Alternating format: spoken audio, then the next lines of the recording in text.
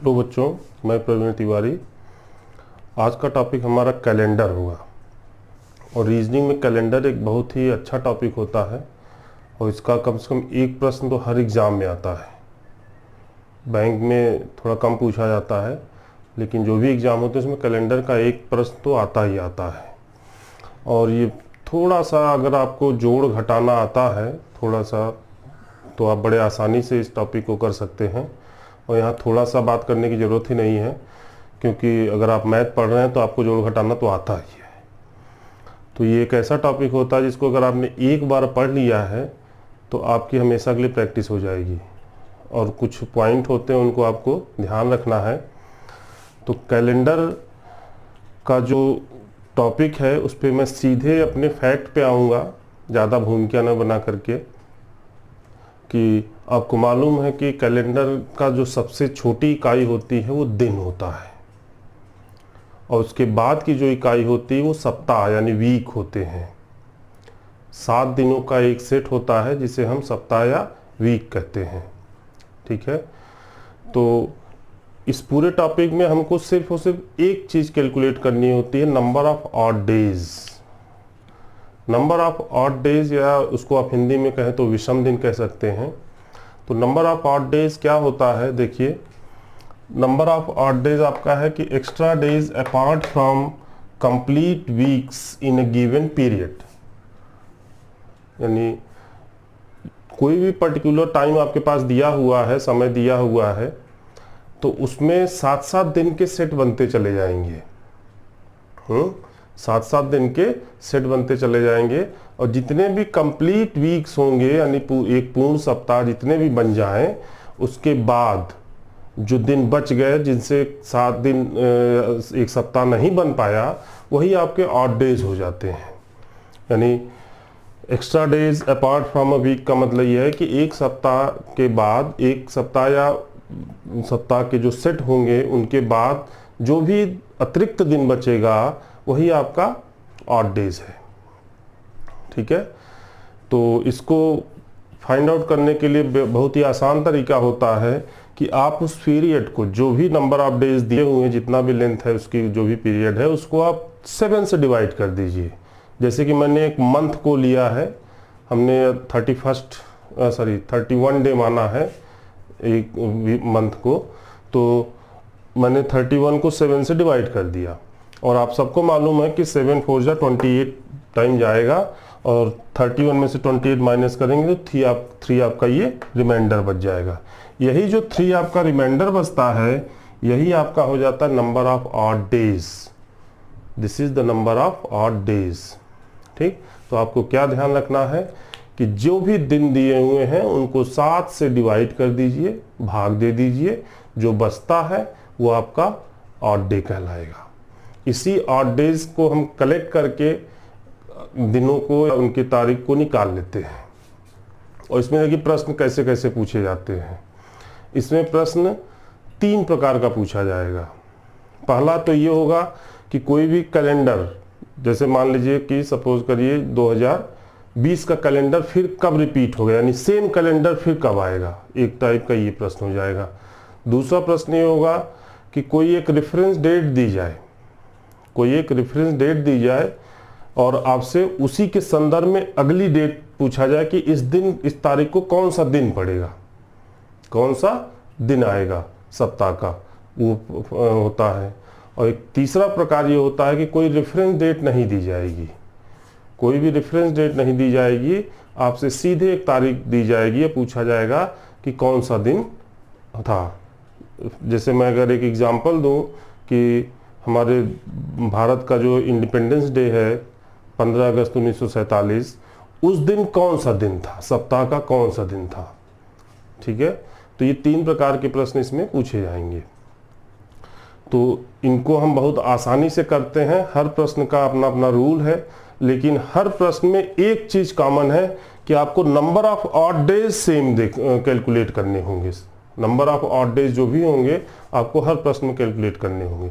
तो कैसे कैलकुलेट करना है ये आपको मैंने बताया कि दिए हुए उस नंबर ऑफ डेज को, जो भी डेज दिए हैं उनको आप 7 से डिवाइड कर दीजिए, तो जो रिमाइंडर आएगा that is the odd days.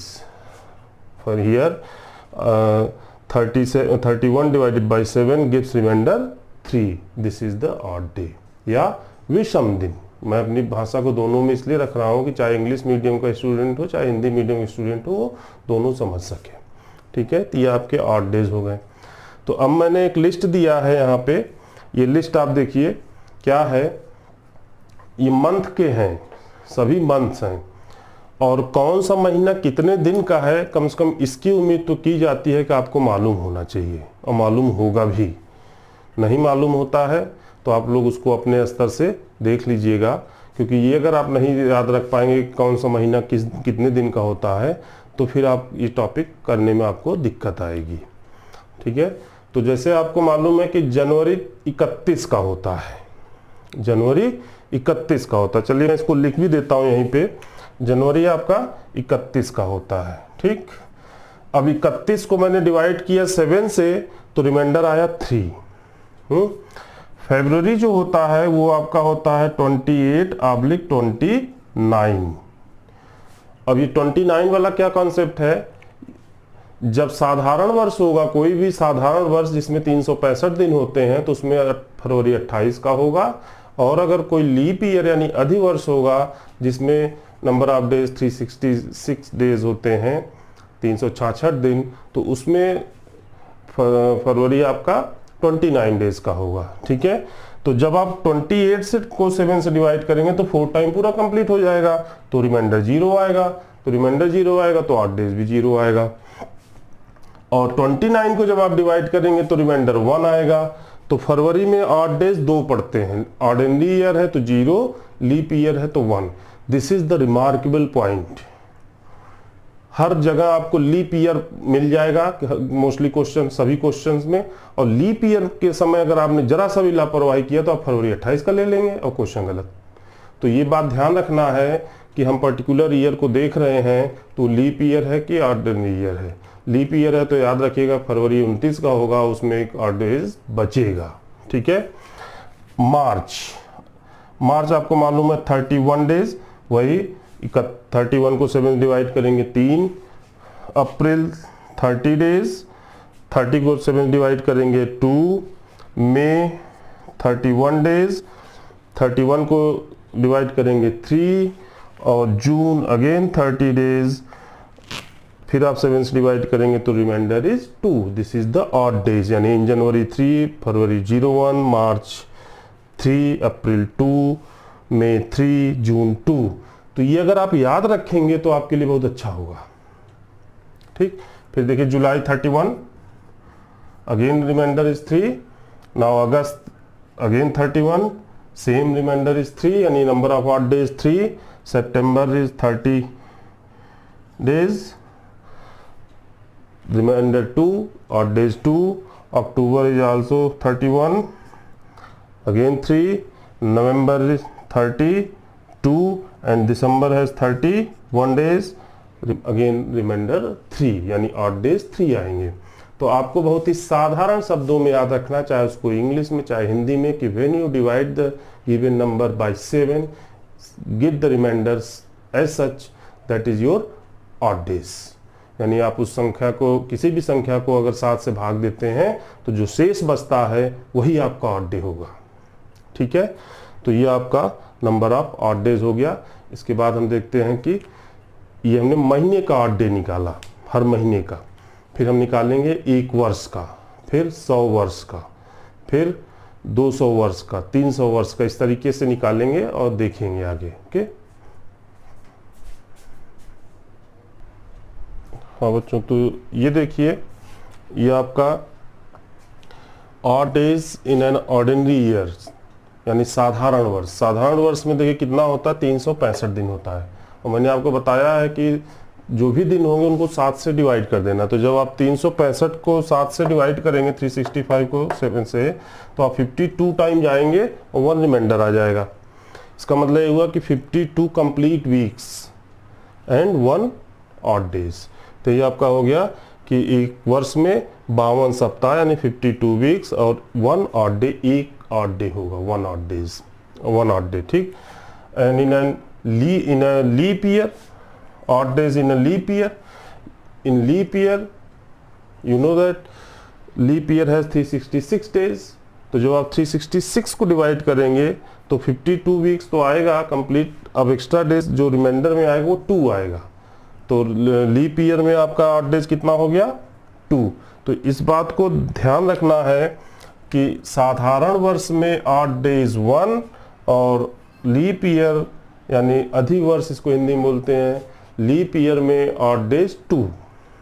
ठीक है, इस तरीके से आपको ध्यान रखना है कैसे ऑड डेज कैलकुलेट करना है। इसके बाद हम लोग देखते हैं 100 और 200 और उसके आगे के लिए।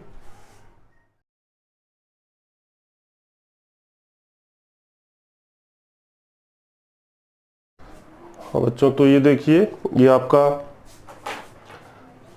100 ईयर्स, 200 ईयर्स, 300 ईयर, 400 ईयर्स का कैलकुलेशन किया है। कैसे करना है ये आपको देखना है।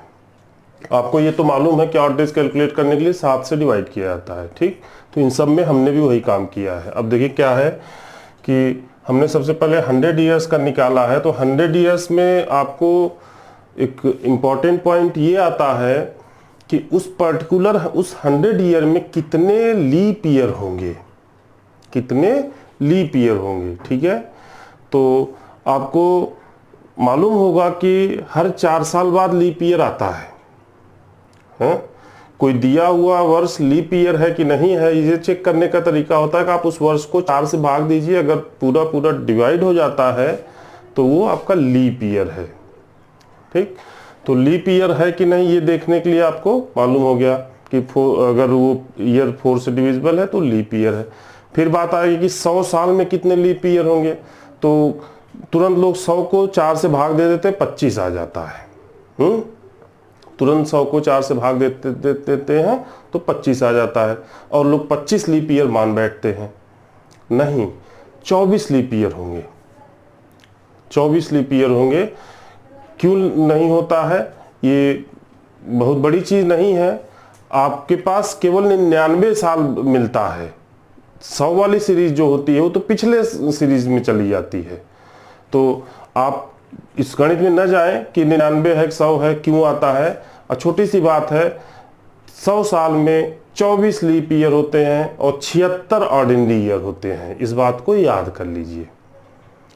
आप अगर इस पर रिसर्च भी करेंगे तो आप पाएंगे कि यही होता है। 100 से 4 को भाग देने में 25 आता है, ठीक। तो 100 तो पिछले सीरीज में काउंट हो जाएगा। अगली सीरीज आपकी 101 से शुरू होगी और 101 से लेके 100 तक। तो आप इस लपड़े में न पड़े कि 25 है कि 24 है। मैं कह रहा हूं 24 है तो आप मान लीजिए 24 है। छोटा सा आपको एक पॉइंट है, याद रखना है, और वो सही पॉइंट है कि 100 साल में 24 लीप ईयर और 76 ऑर्डिनरी ईयर होते हैं। 24 leap years and 76 ordinary years, ठीक। तो ये आपके हो जाएंगे। और आपने कैलकुलेट कर रखा है कि लीप ईयर में ऑड डेज 2 होते हैं, number of odd days 2, and in ordinary years number of odd day 1। तो इस कैलकुलेशन के हिसाब से 24 लीप ईयर में 24 इंटू 2 प्लस 76 ऑर्डिनरी ईयर में 76 इंटू 1। और बच्चों एक चीज और कि मैंने यहाँ पे YRS लिखा हुआ है, तो शॉर्ट में हम लोग ईयर्स को YRS लिख लेते हैं। मैथ्स में हम इंग्लिश नहीं पढ़ते हैं, हमको कम से कम लिख के अपना काम चलाना होता है। तो आपका 24 इंटू 2 प्लस 76 इंटू 1 यानी 48 प्लस 76 124 डेज। अभी आपके 124 डेज कलेक्ट हो गए, 124 दिन। अब 124 तो ऑड डे हो नहीं सकता, क्योंकि ऑड डेज की डेफिनेशन ही है कि मोर देन अ वीक, यानी एक कंप्लीट वीक के बाद जो बचते हैं दिन, ठीक। तो आपको क्या करना है कि ये जो भी डेज कलेक्ट होके आपके पास आ रहे हैं, अगर वो मोर देन 7 हैं तो आपको उन नंबर ऑफ डेज को फिर 7 से डिवाइड कर देना है। तो 124 को जब आप 7 से डिवाइड करेंगे तो 17 आपका कंप्लीट मल्टीप्लिकेशन होगा, डिवीजन होगा, और 5 रिमाइंडर बच जाएगा। तो जो ये 17 टाइम आप कंप्लीट डिवीजन देंगे वो आपके वीक्स हो जाएंगे और 5 ऑड डेज हो जाएंगे। यानी 124 दिन जो आपके पास कलेक्ट होकर के आया था 100 साल में एक्स्ट्रा 124 दिन, उसमें कहा जाए तो उसमें आपके पास 5 ऑड डेज मिलेंगे, 5 odd days in 100 years। Okay, there are 5 odd days in 100 years। ये बहुत इंपॉर्टेंट है कि 100 साल में 5 ऑड डे मिलेगा। फिर इसी आधार पे हम कैलकुलेट करेंगे 200 साल में। तो 200 साल की भी बात कर लिया जाए। देखिए ये 200 साल की बात है, तो 100 साल में आपने 5 निकाला ऑड डे, तो 200 साल में वही 5 × 2 10 डेज आ जाएंगे। अब जैसे ही मोर देन अ वीक हुआ तो आप क्या करेंगे, उसमें 7 निकाल लेंगे, यानी 7 डिवाइड कर देंगे। तो 10 में से 7 डेज मिलके एक वीक्स बना लेंगे और जो रिमेनिंग डेज बचेगा वो आपका क्या हो जाएगा, ऑड डेज हो जाएगा। यानी 200 years में नंबर ऑफ ऑड डेज 1। फिर देखिए सॉरी 3, 200 years में नंबर ऑफ ऑड डेज 3। ठीक, अब फिर आप देखिए 300 years के बात करें हम, 300 years में फिर वही बात 3 × 5, 3 × 5। आपको मालूम है कि एक 100 ईयर में 100, तो 500 ईयर में 300 ईयर में 3 × 5, क्योंकि 100 ईयर में आपके पास ऑड डेज कितने आए थे 5, तो 3 × 5 आपने 15 किया, 15 में फिर आप 7 से डिवाइड कर दीजिए, तो 7 2 जा 15, तो ये आपका 2 वीक्स प्लस 1 ऑड डेज। तो 300 ईयर में आपके पास कितना हो गया 1। और ये सब याद रखना है क्योंकि आगे जब हम क्वेश्चन करेंगे तो हमको सबकी जरूरत पड़ेगी। 3 ऑड डेज में 300 ईयर्स में आपके पास ऑड डेज कितने हो गए 1। और 400 की बात करें तो 400 वाला बहुत ही इंपॉर्टेंट है, इस बात को आप जरा ध्यान से देखिएगा, इधर से देखिए। 400 ईयर्स वाला आपका बहुत इंपॉर्टेंट है। कैसे, जनरली लोग एक ऑर्डर में चले आ रहे हैं कि आप हर 100 ईयर में 5 का मल्टीप्लाई करते जा रहे हैं, तो 400 ईयर में 4 × 5 कर देंगे, 20 आ जाएगा और 20 को आप 7 से डिवाइड कर देंगे। लेकिन एक चीज यहाँ पे ध्यान देना है कि 400 year is also 100 leap year century. 100 साल में 5 मिला, 200 साल में 10 मिला, 300 साल में 15 मिला, 400 साल में 20 डेज एक्स्ट्रा डेज मिले आपके पास, ठीक है। लेकिन जो 400वां साल 400th years, this is the leap year, और इस लीप ईयर में आपको एक दिन एक्स्ट्रा मिलेगा। ये देखिए, ये आपको एक दिन एक्स्ट्रा मिलेगा, तो 4 × 5 20 + 1 21 डेज, और 21 को आप 7 से डिवाइड करेंगे तो 3 complete weeks and 0 remainder days. ठीक, तो ये बहुत ही इंपॉर्टेंट पॉइंट ये भी है कि आपको ये ध्यान रखना है कि 400 साल, यानी जो 400 साल होगा उसमें लीप ईयर आपके कितने ऑड डेज कितने होंगे 0। 400 साल में ऑड डेज आपके होंगे 0। ये बहुत ही इंपॉर्टेंट पॉइंट है। तो एक बार मैं फिर से रिवाइज कर देता हूं। 100 साल में ऑड डेज कितना मिला 5, 200 साल में ऑड डे कितना मिला 3, 300 साल में ऑड डे कितना मिला 1, 400 साल में ऑड डे कितना मिला 0।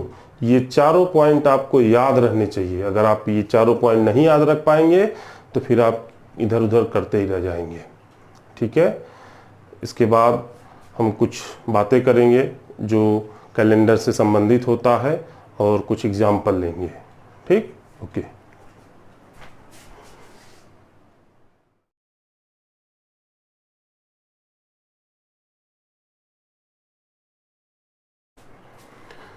हाँ बच्चों, तो मैं जो पॉइंट बोलने जा रहा हूँ इसको आप ध्यान सुनिएगा, ये बहुत ही इंपॉर्टेंट पॉइंट है।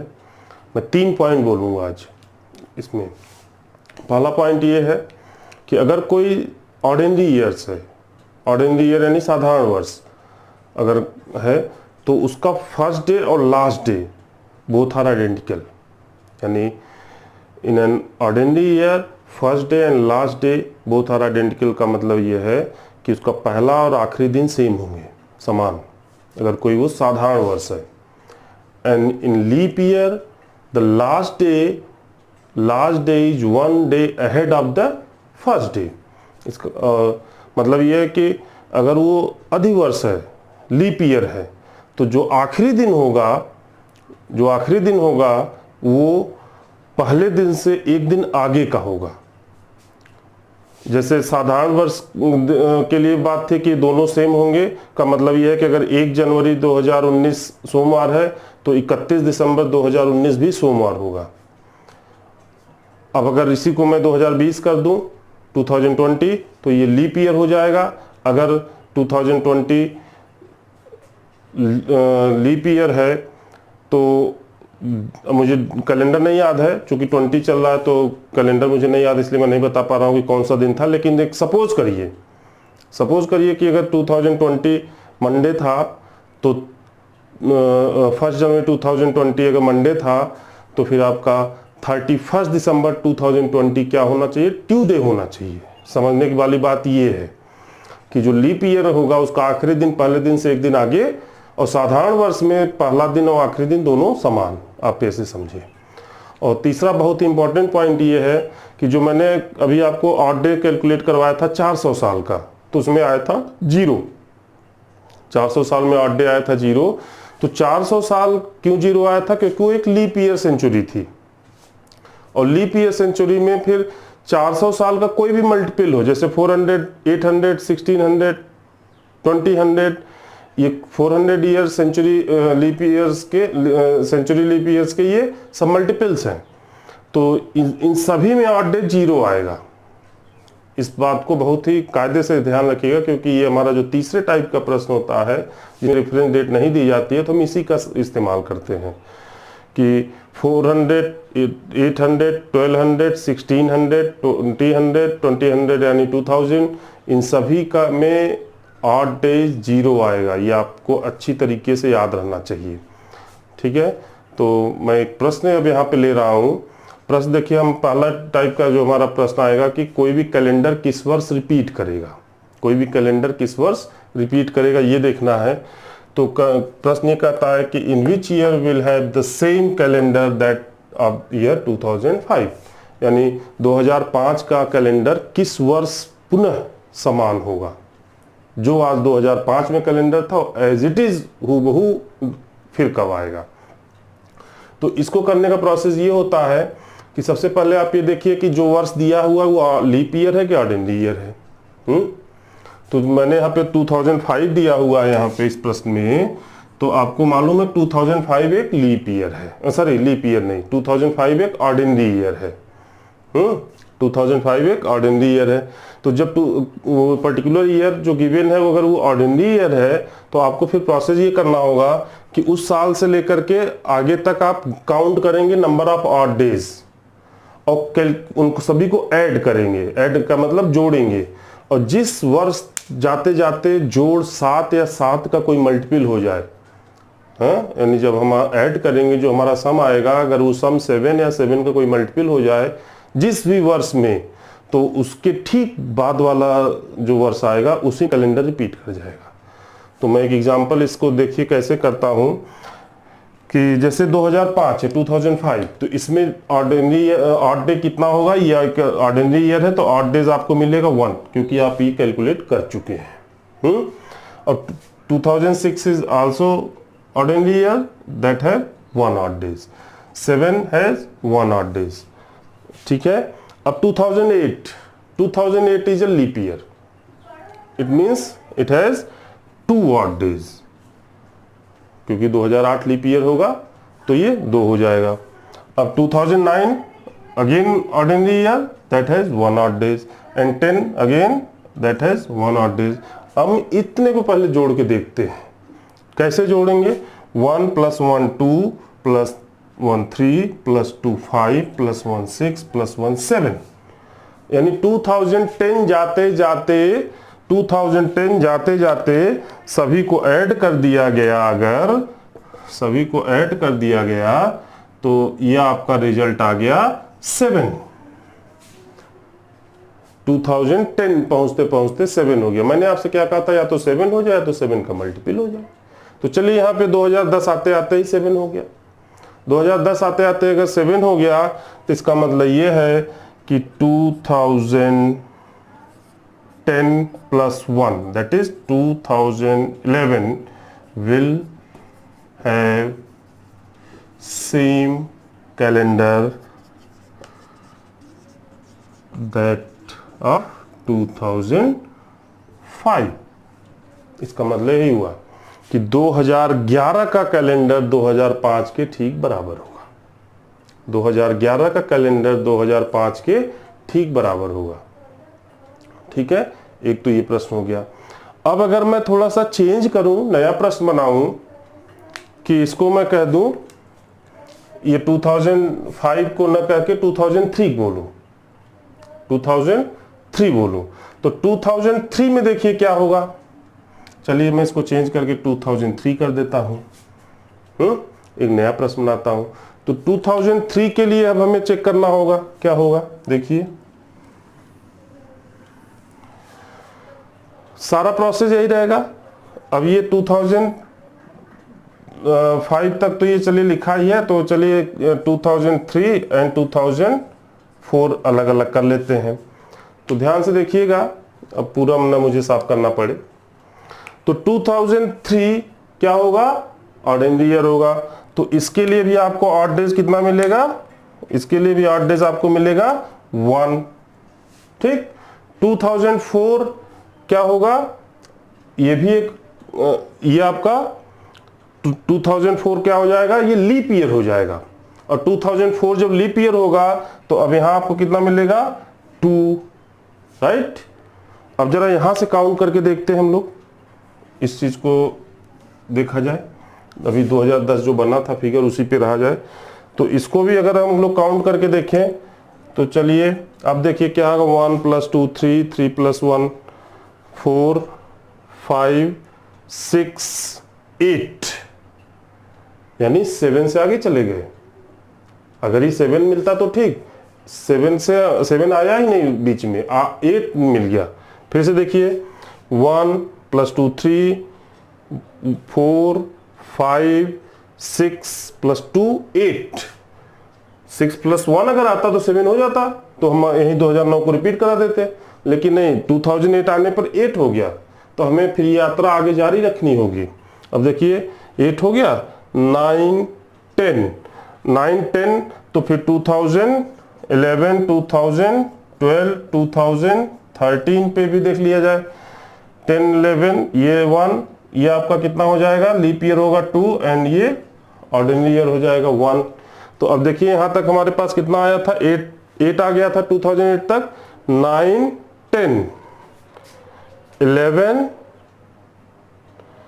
+ 2 13 + 1 14, यानी 2013 आते आते हमारा 14 हुआ। टोटल जो इनका सम आया ये 14 आया 2013 पे पहुंच के। पिछले प्रश्न में आप देखे थे 2010, यानी पहली बहुत करीब ही मामला था, 2010 आते आते ही 7 मिल गया।